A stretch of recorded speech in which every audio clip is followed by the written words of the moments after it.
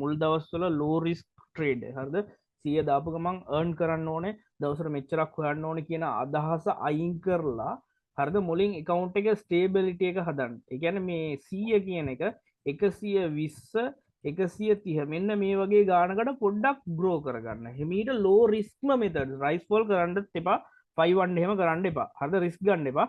high low වල හොඳට barriers adjust කරගෙන low risk මරගෙන 120 130ට මේක grow කරගෙන ඊට පස්සේ 30ක් හෝ 20ක් තියෙනවනේ 25ක් 100ට අමතරව මෙන්න මේකේ ඔයා ගහන්න ප්‍රොෆිට් ප්ලේ එකක්. හරිද?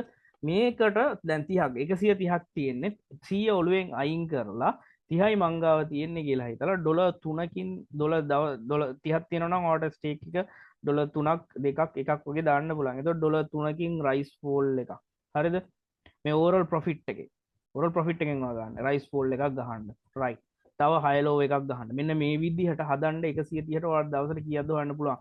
13ක් හොයන්න පුළුවන්. 10ක් හොයන්න දවසට 10ක්. හරිද? මෙන්න මේ ප්ලෑන් එකට දවස් 10ක් ඔයා ට්‍රේඩ් කරාට පස්සේ ඔයාගේ කෙලින්ම 130 තව 100ක් එකතු වෙනවා 230ට ග්‍රෝ වෙනවා. හරිද? ඊට පස්සේ දවසට 15ක් විතර ගලවන්න. කිසි ගැටලුවක් නැහැ. කිසි ගැටලුවක් නැහැ.